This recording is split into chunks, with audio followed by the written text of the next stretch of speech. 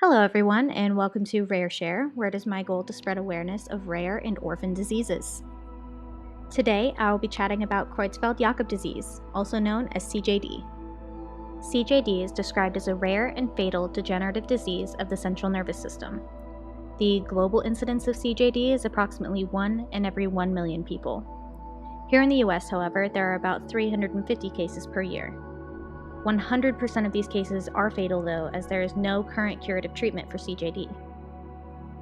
The cognitive symptoms include amnesia, mental confusion, dementia, delusion, disorientation, inability to speak or understand language, and/or lack of concentration.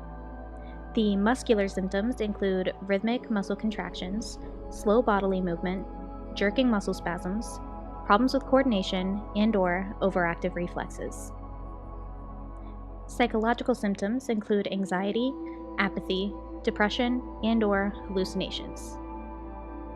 It is also common to experience blurred vision, difficulty speaking, insomnia, personality change, and/or rapid involuntary eye movement. There are 3 major categories of CJD, including sporadic CJD, where the disease develops in someone when the cause is unknown, and this accounts for at least 85% of cases. There's also hereditary CJD, where there's a known gene mutation that occurs in a family, and this accounts for about 10 to 15% of cases of CJD in the US. There's also acquired CJD, when, rarely, the disease is transmitted by exposure to brain or nervous system tissue, usually through certain medical procedures such as surgical grafts of dura mater, transplanted corneas, and implementation of inadequately sterilized electrodes in the brain. These are also called iatrogenic cases. Fewer than 1% of cases have been acquired CJD. There is also a subclass called variant CJD, or VCJD, which can be acquired by eating meat from cattle affected by a disease similar to CJD called bovine spongiform encephalopathy, or BSE, also known as mad cow disease.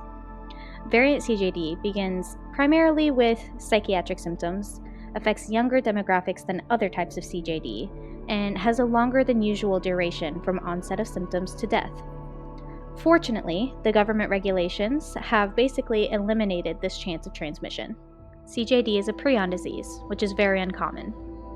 Other human prion diseases include Gerstmann-Straussler-Schenker disease, fatal familial insomnia, and Kuru.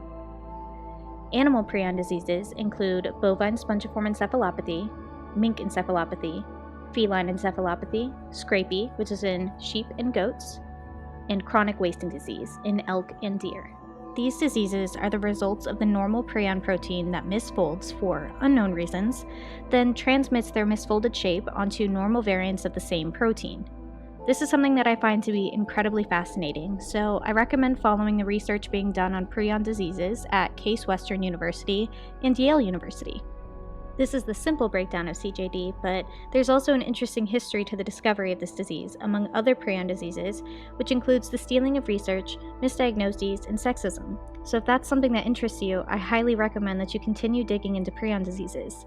A great place to start is episode 20 of This Podcast Will Kill You, and I've linked my references in the description box below. Happy learning, and thanks for watching.